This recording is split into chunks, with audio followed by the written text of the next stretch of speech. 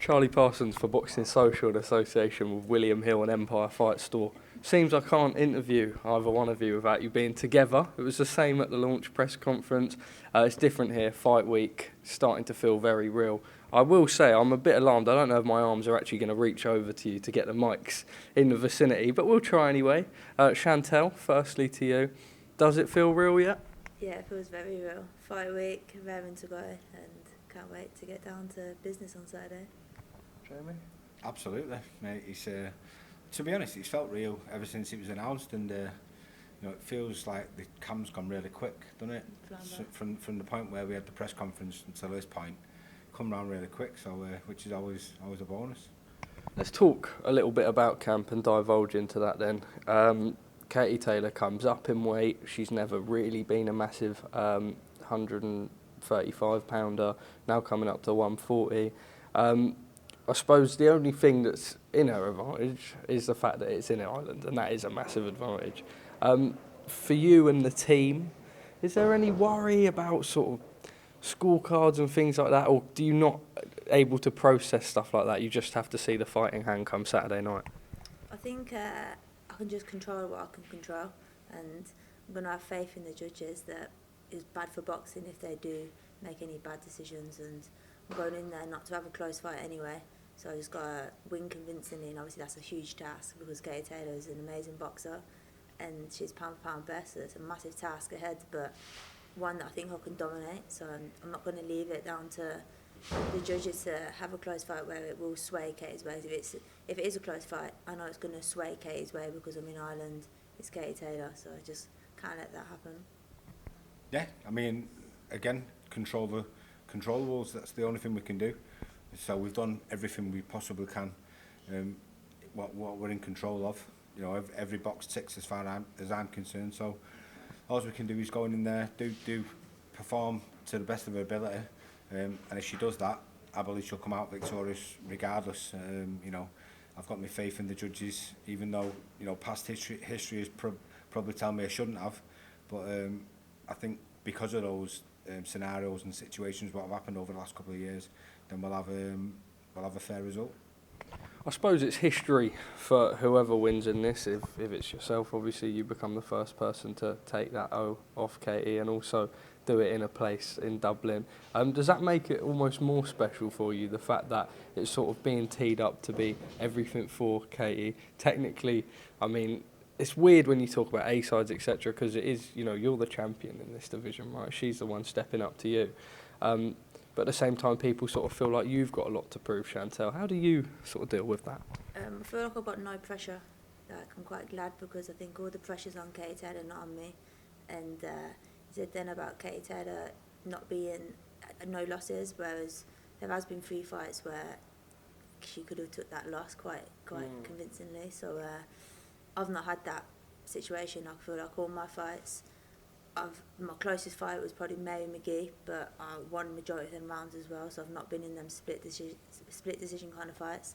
So I'm taking that with my confidence, and Katie's, if she's honest with herself, she knows that there's a few decisions there which shouldn't have really gone her way or could have easily gone the other way. So she's beatable. Like, Katie Taylor, she's a great boxer, great athlete, but she's not invincible. She's very beatable, and probably seen her being beat already.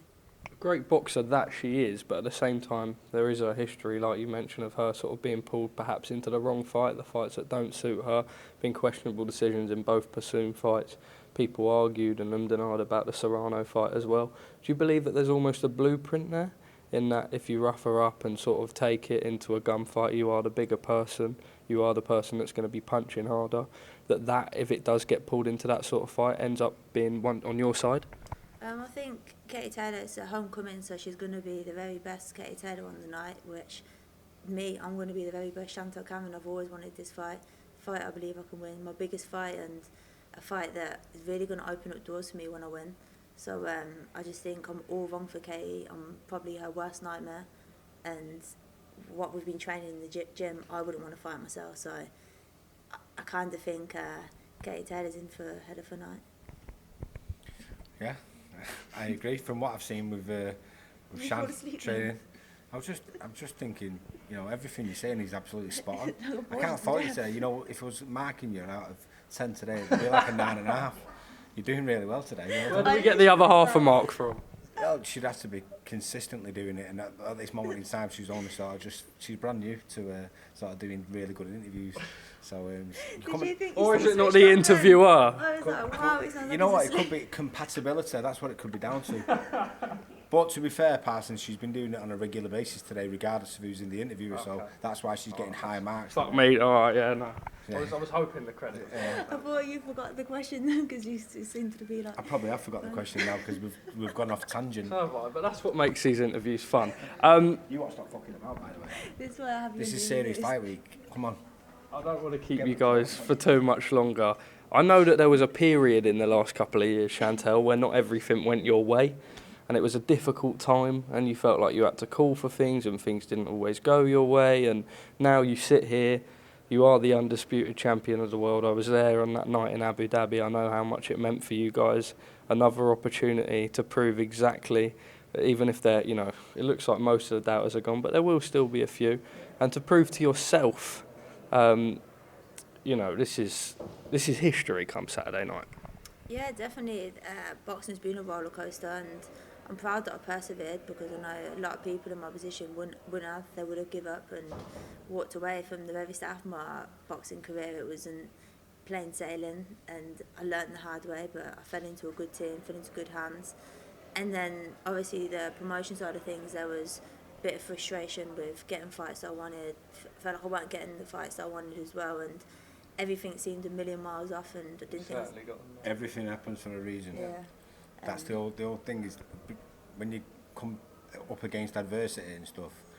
Have you seen that little picture thing what people put like a little meme where it's like someone's digging a tunnel and it says don't quit because you never know how close you are to success, and that's exactly what it is. I think always when you come up against these obstacles and adversity, it's like you're not that far off. It always seems like you're not that far off. You just keep persevering and something will happen. And I kept saying, listen, don't worry about it. Everything happens for a reason. Just keep training, keep sort of that positive mindset, and something will happen.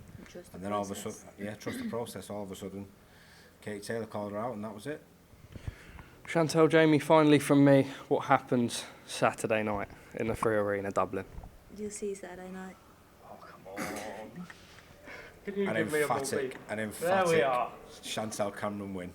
And oh, I like that word. Emphatic, you like that one, don't you? And so Chantelle has had this ambition about being a world champion, then being undisputed, and then once you get to that point, it's like, where do you go from now? And Katie Taylor's a great. She will go down as one of the greats, and this is Chantelle's opportunity now to start her own legacy and start going down that sort of path. And this is just the beginning. Well, guys, on a personal note, always a pleasure to spend time with the both of you. So all the best come Saturday night.